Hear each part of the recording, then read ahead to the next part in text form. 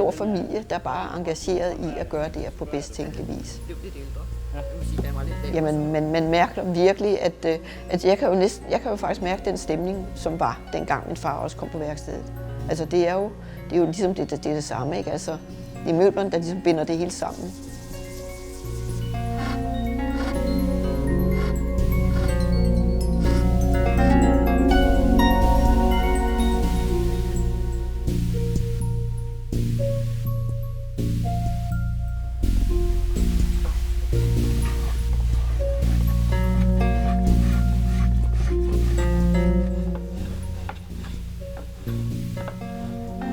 PP har været rigtig gode til at overtage og selv tolke tegninger, fordi de har jo altså haft et rigtig mange års samarbejde med min far inden, og tegningerne er altså meget nøjagtige, så man kan gå rigtig meget efter dem, ikke? Men PP gør i hvert fald rigtig meget ud af at sørge for, at de bliver så gode som muligt overhovedet.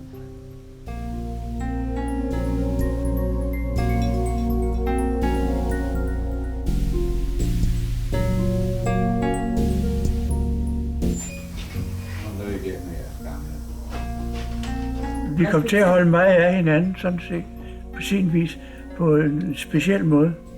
Men alligevel sådan lidt. Det er ikke sådan, man går og krammer vener, det gør man ikke. Nej. Så jeg ved det ikke. Men jeg respekterer ham, og det gør alle her fra værkstedet. Bamsestolen er en stol, der betyder noget helt særligt for PP Møbler. Det er det første Weener-design, vi har produceret her på værkstedet. Og det startede vi med sådan set allerede helt tilbage til 1953-1954, lige efter vores værsted blev grundlagt. Weener han kom på værkstedet, efter vi havde lavet nok de første 50 stel til Bamsestolen, for at se til produktionen, som han jo havde for vane at gøre hos de steder, som lavede hans møbler. Fordi Weener var en mand, som var meget nidkær omkring, hvordan hans møbler blev produceret. Og så kom Weener. Okay. Og sagde, det er jo helt i orden, de stel, der kom ind, men altså, så fint behøver de sgu heller ikke at være, for det kommer af stof på. Så siger jeg, jo, men jeg synes, at du må ikke tage fornøjelserne fra svendene, der laver stellene. Ja. Det skal være en fornøjelse at lave det, selvom det er blindtræsstel, der kommer stof på. Ja. Og det kunne Weener godt forstå.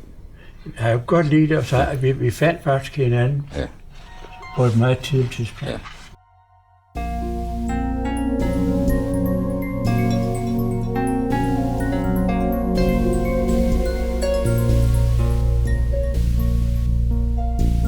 Bamsestolen er en meget speciel stol, og den kræver noget særligt i polsterarbejdet. Så derfor så synes Weener, at det var rigtig vigtigt, at det var noget, vi havde her på værkstedet. Så ligesom han så mange gange før har opfordret os her på værkstedet til at gå nye veje og gå længere, end vi har gjort før, så gjorde han det også med Bamsestolen, og det gjorde simpelthen, at vi kom i gang med at etablere det polsterværksted, der i dag er en stor og vigtig del af vores virksomhed. Så måtte vi jo ansætte en polster, og så startede vi det her lille værksted heroppe. Og hun fik jo at vide, at hun skulle bare lave den, som den skal laves. Der måtte ikke laves noget om. Ja, og det var jo svært at finde de der gamle materialer, og noget af det sværeste var at finde de der fjeder. Der må vi så købe madrasserne, og så pille dem ud af. Det startede vi med.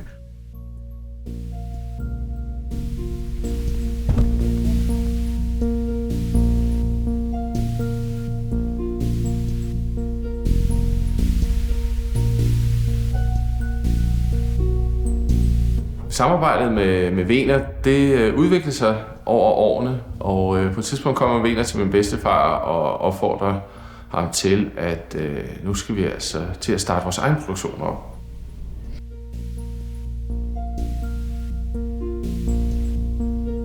Jo, jeg synes, at det meste af det, han har lavet, som vi kommer i berøring med, det synes jeg er gode ting. Absolut. Altså, det er jo en fantastisk ting, at vi får lov til at få de gode ting fra Johannes Hansen. Da de lukkede ned, der kom Weener her Så siger han, så Ejner, nu kan I overtage alt, Johannes Hansen. Så sagde jeg, nå, jamen er du ikke glad, siger han så.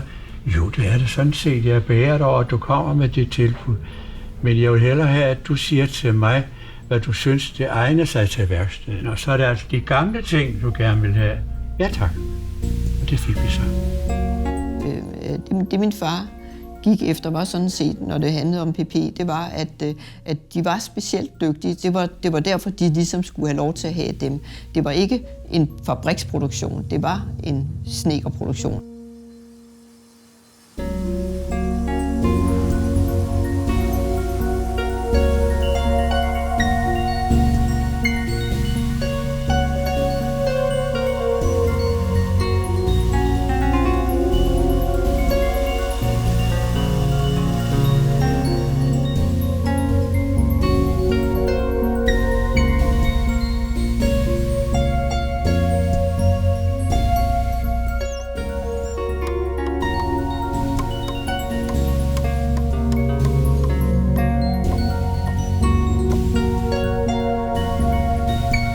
Jamen, håndværket hos PP, det er meget, meget godt og solidt og grundigt og omhyggeligt lavet hele vejen igennem.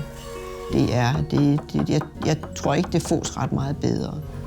Det er helt ned til de allermindste detaljer, man går og diskuterer og forsøger at gøre bedre og forsøger at holde det, ikke? Blandt andet er der jo kommet CNC-styrede maskiner ind og sådan noget.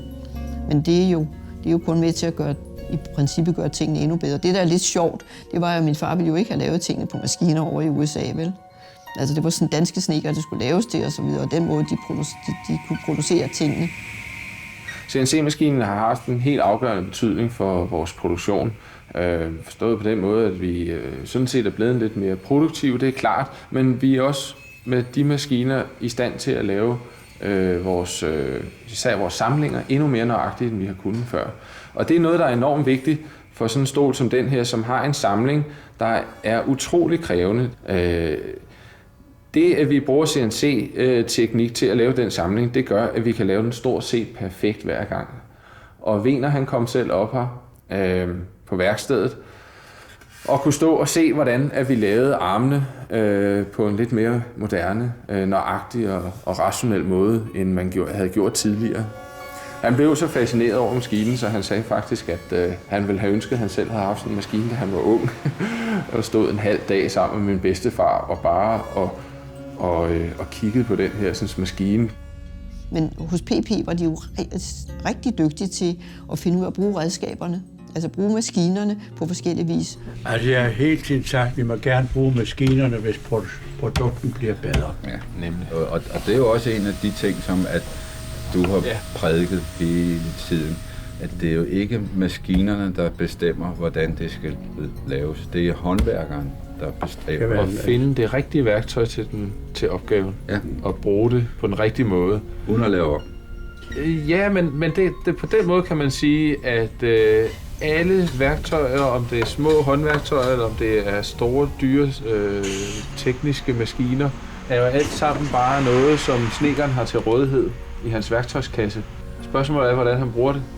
Vi har aldrig lavet den produktion, vi gør her, uden at det er en snedker. Det skal være, der fører maskinerne og sætter træet sammen.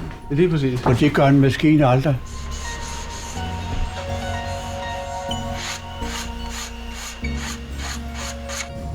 PP, de arbejder på, hver dag skulle det helst blive lidt bedre. Og så indimellem give det et hak opad, hvis det skal være endnu bedre træ, endnu mere omhyggeligt lavet med alle detaljer og så videre. Og det er jo en evig diskussion. Hvordan kan vi gøre det en lille smule bedre? Cirkelstolen, det er jo en af Wieners sidste store eksperimenter. Det er sådan set en drøm, han har haft i en stor del af sit liv. Ideen om at lave en stol baseret på en ring, den opstår faktisk efter, at han laver påfuldstolen i 1947 og laver nogle skitser og nogle små modeller op igennem 50'erne, 60'erne og 70'erne. Og så han havde tænkt sig, at den her runde form skulle laves som en stor stålring. Og det var jo ikke rigtigt til at fræse i sådan noget stål der, så det kunne han jo ikke rigtig regne med, han kunne. Så han gik lidt i stå med det, og han stod her en søndag og var blevet lidt frustreret, og min bedstefar kom forbi, og så siger han til min bedstefar, sig mig engang, kan du ikke lave det i træ, fordi det dur ikke det her med at lave det i stål. Senere der udviklede min far så en maskine, som simpelthen kunne spænde den her ring rationelt.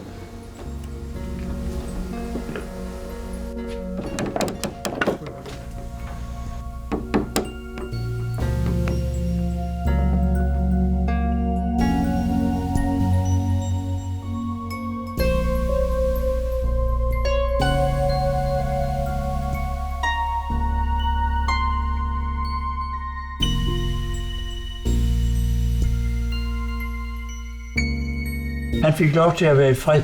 Ja, det tror jeg nemlig, det tror jeg, det er noget af det, der har været kendetegnet, at det her, det var værkstedet, hvor han havde fred.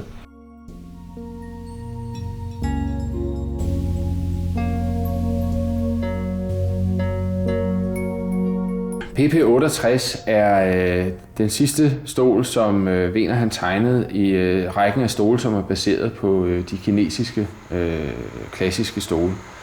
På den måde der er PP68 et sammenkog af et helt livs erfaringer med design af stole.